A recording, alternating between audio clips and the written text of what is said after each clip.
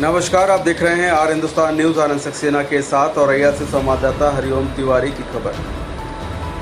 औरैया शहर के मंडी समिति के समीप स्थित अवधेश भदौरिया के आवास पर राज्यसभा सांसद गीता शाक्य को राज्यसभा में सचेतक बनाए जाने पर नगर आगमन पर जोरदार स्वागत किया गया। इस दौरान उन्होंने लोगों का अभिनंदन करते हुए उन्हें शुभकामनाएं दिया। भाजपा नेता अवधेश भदौरिया के नेतृत्व में उनके आवास पर सैकड़ों भाजपा पदाधिकारी एवं कार्यकर्ताओं ने सचेतक बनाई गई गीता शाक्य का चांदी का मुकुट पहनाकर 51 किलो का माला पहनाकर जोरदार स्वागत किया। इस दौरान गीता शाक्य ने कहा कि भाजपा सरकार में जिस प्रकार से देश विकास की ओर आगे बढ़ रहा है, ऐसा अन्य सरकारों में नहीं हुआ। उन्होंने ये भी बताया कि इसका परिणाम यह है कि केंद्र में भारतीय जनता पार्टी की लगातार तीसरी बार सरकार बनी है। वहीं उन्होंने उत्तर प्रदेश को उत्तम प्रदेश बनाए जाने की भी बात कही है। उन्होंने कहा कि योगी सरकार द्वारा यूपी से माफिया राज पूरी तरह से लगभग समाप्त कर दिया गया है।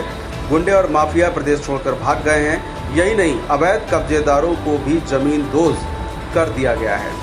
कानून व्यवस्था के सवाल पर उन्होंने कहा कि आज महिलाएं बेखौफ होकर बाजारों में घूम सकती हैं, अकेली भी आ जा सकती हैं, मगर पिछली सरकारों में वह अपने आप को असुरक्षित महसूस करती थी। आगे उन्होंने कहा कि आने वाले समय में उत्तर प्रदेश और अधिक विकास करेगा।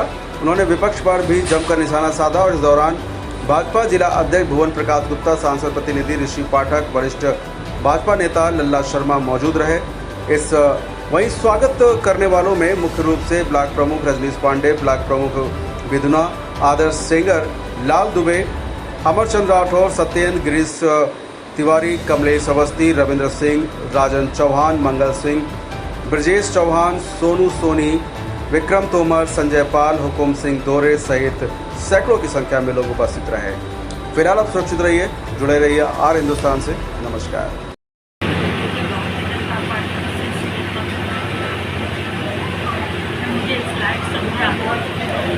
निश्चित तौर से मेरे लिए बहुत सौभाग्य की बात है।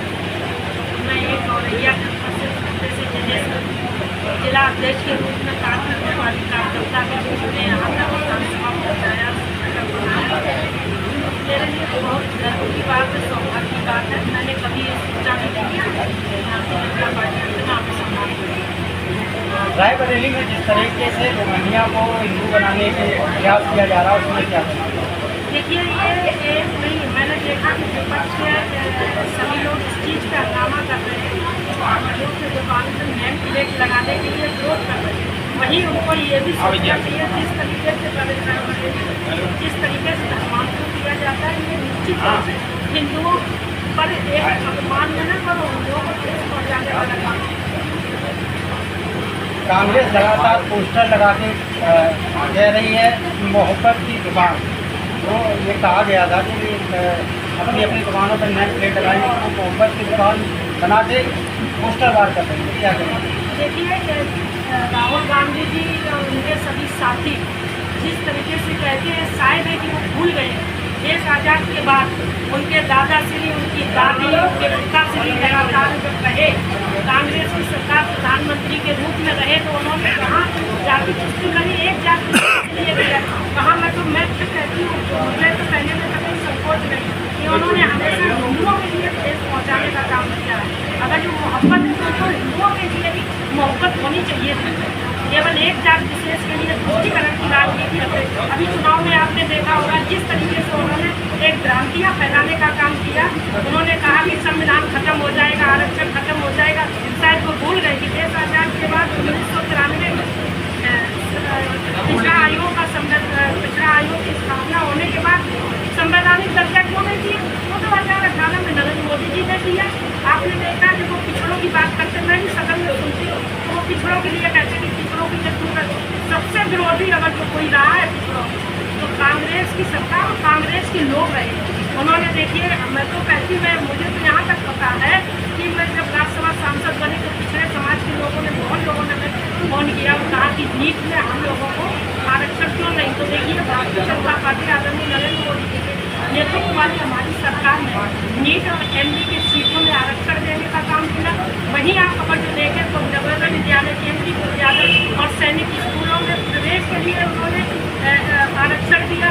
वहीं अगर जब बात करते हैं तो ओबीसी पे वो बहुत टारगेट करते हैं। वहीं बात करते हैं तो नरेंद्र मोदी जी की सरकार ने, भारतीय जनता पार्टी वाली सरकार ने, आपने देखिए गैस एजेंसी, पेट्रोल पंप में भी आरक्षण देने का काम किया, तो भारतीय जनता पार्टी नरेंद्र मोदी जी की सरकार ने दिया। शायद वो भूल गए उसकी कथनी और करनी में अंतर है, और उन्होंने जिस तरीके से देश में भ्रांतियाँ फैलाई है संविधान को लेकर, आने वाले समय में जनता उनको जवाब देगी निश्चित तौर से। मैं तो देख रही है कई लोगों ने हमें फोन किया, महिलाएं कह रहे कि वो 8500 रुपये हमें 8,500 रुपये का मैंने कहाँ से फार्म बनेगा, मेरा महीना में कैसे आएगा। तो मैंने कहा कि भारतीय जनता पार्टी की करनी और करने में अंतर नहीं होता। भारतीय जनता पार्टी जो कहती है वो करती है, चाहे राशन फ्री में देख लीजिए, चाहे अंत्योदय का देख लीजिए, चाहे किसान सम्मान निधि का देख लीजिए, चाहे महिलाओं के लिए और बच्चों के लिए मुद्रा योजना में देख लीजिए। यानी लगातार भारतीय जनता पार्टी सबको लेके एक समान, चाहे अगड़े हो, पिछड़े हो, दलित हो। वहीं जब अगड़े की बात करते हैं तो भारतीय जनता पार्टी नरेंद्र मोदी जी ने कहा कि सामान्य वर्ग के भी, आर्थिक रूप से कमजोर वर्गों को भी 10% आरक्षण देने का काम किया। भारतीय जनता पार्टी को सबका साथ, सबका विकास, सबका प्रयास को लेकर काम करती है। ये केवल कांग्रेस पार्टी हमेशा, कांग्रेस की सरकार रही हो चाहे कांग्रेस की पार्टी, हमेशा तोड़ने की बात और मोहब्बत की बात करती है। शायद है कि वो जब राहुल गांधी जी और कांग्रेस के लोग जब ऐसी बयानबाजी करने के बाद रात में लेटे होंगे तो उन्हें अपने आप में हंसी आती होगी कि मैं कितना घाटिया फैलाता हूँ।